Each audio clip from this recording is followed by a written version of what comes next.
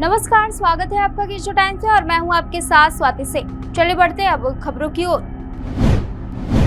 चुनाव आयोग सितंबर के प्रथम सप्ताह में बिहार विधानसभा चुनाव की घोषणा कर सकता है। इसको लेकर आयोग ने अपनी तैयारियां तेज कर दी है। निर्वाचन आयोग के सूत्रों के अनुसार पिछली बार की तरह इस बार भी 3 फेज में सभी 243 सीटों पर चुनाव संपन्न होने की संभावना है।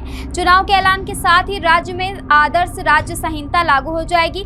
पिछली बार कोरोना महामारी के असर की वजह से 25 सितंबर 2020 को चुनाव आयोग की घोषणा की गई थी, जबकि 2015 में विधानसभा चुनाव की घोषणा 9 सितंबर को हुई थी।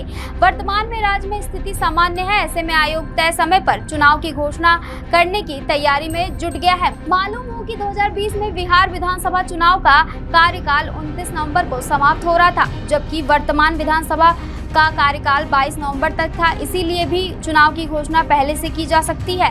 2020 में विधानसभा चुनाव 3 चरणों में हुआ था। परिणाम 10 नवंबर को घोषित हुआ था। पहले चरण में 28 अक्टूबर को 16 जिले की 71 सीटों पर वोटिंग हुई थी। दूसरे चरण का मतदान 3 नवंबर को 17 जिलों की 94 सीटों पर हुआ था। वहीं चौथे चरण में 1 नवंबर को 7 जिलों में गोपालगंज, पश्चिम चंपारण, मुजफ्फरपुर, शिवहर, सीतामढ़ी, सिवान की 55 सीटों पर वोट पड़े थे। वहीं सबसे लास्ट चरण की यानी 5वें चरण की बात कर ले तो 5 नवंबर को 9 जिलों में वोटिंग हुई थी, जिसमें अररिया, दरभंगा, कटिहार, मधेपुरा, मधुबनी, पूर्णिया, सहरसा, सुपौल की 57 सीटों पर वोटिंग हुई थी।